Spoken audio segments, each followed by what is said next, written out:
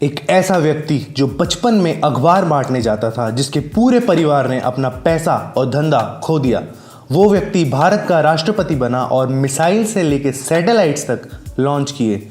ये है the missile man of India, doctor APJ Abdul Kalam की अद्भुत कहानी, और आप देख रहे हैं ग्लोबल कहानियां।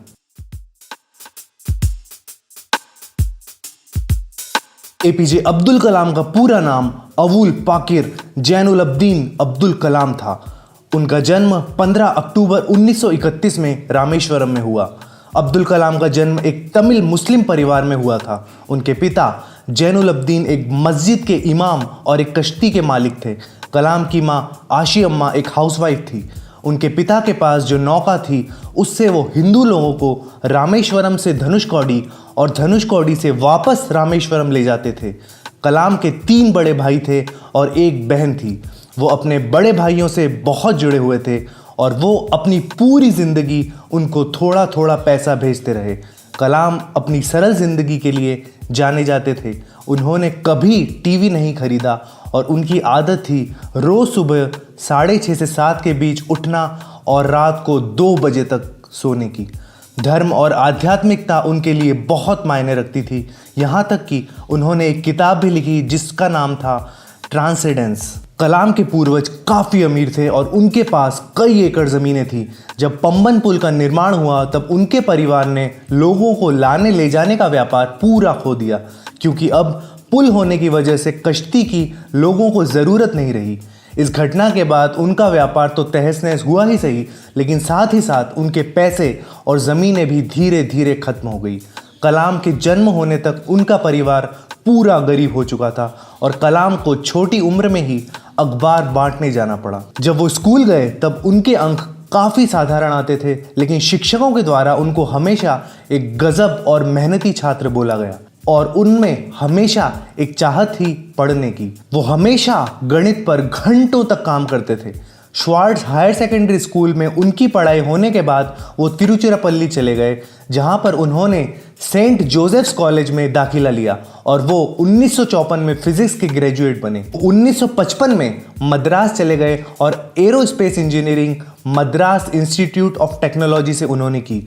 जब वो प्रोजेक्ट पर काम कर रहे थे तब उनके कॉलेज के एक अध्यक्ष ने उनकी प्रगति देखी और वो उससे बिल्कुल प्रभावित नहीं हुए और उन्होंने कलाम को बुलाया और बोला, अगर तुमने 3 दिन के अंदर अपना प्रोजेक्ट पूरा नहीं करा तो तुम्हारी स्कॉलरशिप वापस ले ली जाएगी। कलाम को इंडियन एयरफोर्स ज्वाइन करने की बहुत इच्छा थी, लेकिन वो सिर्फ एक पोजीशन से रह गए।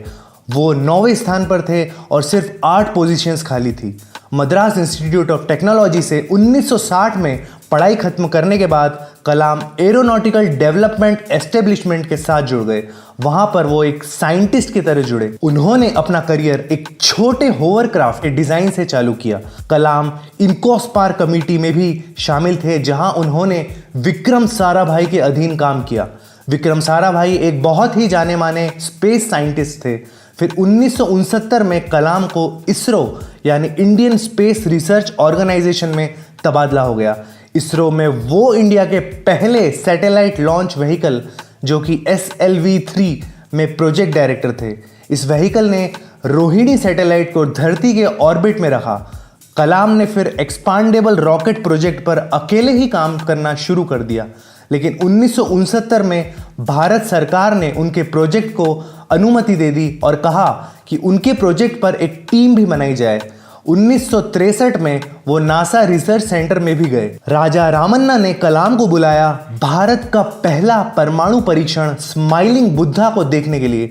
कलाम ने प्रोजेक्ट डेविल और प्रोजेक्ट वैलिएंट पर भी काम किया और इन प्रोजेक्ट्स में उन्होंने बैलिस्टिक मिसाइल्स बनाई। यूनियन कैबिनेट ने कलाम के प्रोजेक्ट्स को अनुमति नहीं दी थी, लेकिन फिर भी प्रधानमंत्री इंदिरा गांधी ने गुप्त रूप से उनको धन दिया ताकि उनके एरोस्पेस के प्रोजेक्ट्स पूरे हो सके।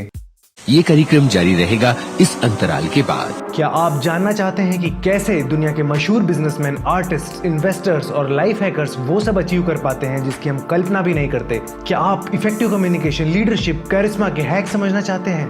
देखिए और सब्सक्राइब करें मेरा दूसरा channel you can do wonders. फिर कलाम ने यूनियन कैबिनेट को भी इन गुप्त प्रोजेक्ट्स के बारे में बताया और इनकी महत्वपूर्णता समझाई। इन सब चीज़ों ने कलाम का नाम बहुत ऊंचा कर दिया। इसीलिए भारत सरकार ने उनको उच्च मिसाइल प्रोग्राम्स चालू करने के लिए बोला।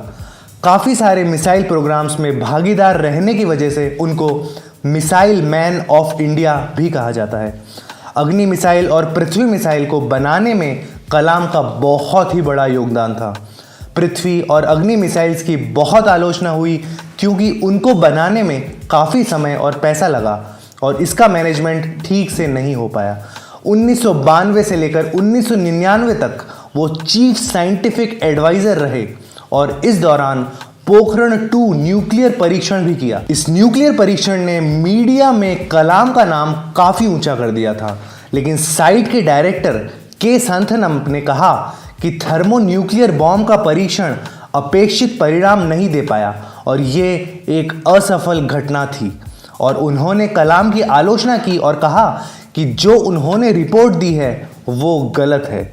लेकिन फिर चिदम्बरम और कलाम दोनों ने इस बात को खारिज कर दिया।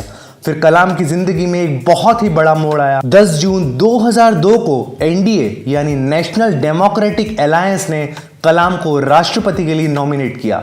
समाजवादी पार्टी और नेशनलिस्ट कांग्रेस पार्टी दोनों ने इस बात का समर्थन किया और फिर वो भारत के 11वें राष्ट्रपति बने।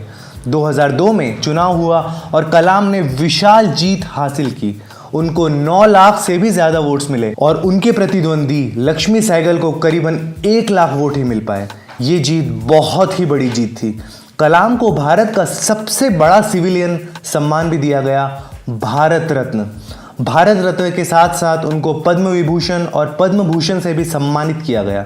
जब तक वो प्रेसिडेंट बने रहे तब तक वो लोगों के प्रेसिडेंट के नाम से प्रचलित हुए। जब उनके 5 साल राष्ट्रपति के तौर पे खत्म हो गए तब उन्होंने अपने वापस राष्ट्रपति बनने की इच्छा प्रकट की, लेकिन ये बोलने के 2 ही दिन बाद उन्होंने फैसला लिया कि वो प्रेसिडेंशियल इलेक्शन में खड़े नहीं होंगे। इसके बाद वो शिलोंग, इंदौर और अहमदाबाद के IIM के विजिटर प्रोफेसर बन गए। वो Indian institute of space science technology Thiruvananthapuram के चांसलर बने और अन्ना यूनिवर्सिटी में एरोस्पेस इंजीनियरिंग के प्रोफेसर भी बने और भी उन्होंने कई इंस्टीट्यूट्स ज्वाइन किए। 2012 में भारत के जवान लोगों के लिए उन्होंने एक प्रोग्राम बनाया, what can I give movement. ये प्रोग्राम भ्रष्टाचार को खत्म करने के लिए था। कलाम ने काफ़ी सारी बुक्स भी लिखी जैसे India 2020, wings of fire, ignited minds और ये सारी बुक्स काफ़ी पॉपुलर हुई। 27 जुलाई 2015 में कलाम शिलोंग चले गए जहां पर उनको क्रिएटिंग अ लिवेबल प्लानट अर्थ पर लेक्चर देना था। ये लेक्चर उनको IIM शिलोंग में देना था। जब वो सीढ़ी चढ़ रहे थे तब उनको कुछ बेचैनी सी हुई और ऑडिटोरियम में जाने के बाद उन्होंने थोड़ा आराम किया। 6:35 पर लेक्चर शुरू होने के सिर्फ 5 मिनट ही हुए थे और वो गिर गए। उनको फिर बेथनी हॉस्पिटल में भर्ती कराया और वो 7:45 पर दुनिया छोड़कर चले गए। उन्होंने अपने आखिरी शब्द श्रीजन पाल सिंह से बोले।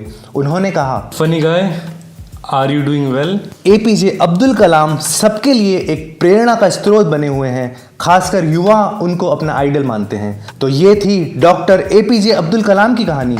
तो आप और किस व्यक्ति की कहानी चैनल पर देखना चाहते हैं कमेंट सेक्शन में बताइए। वीडियो को लाइक करें और सब्सक्राइब करें ग्लोबल कहानियाँ। ये कहानी अपने फ्रेंड्स के साथ शेयर करना ना भूलें।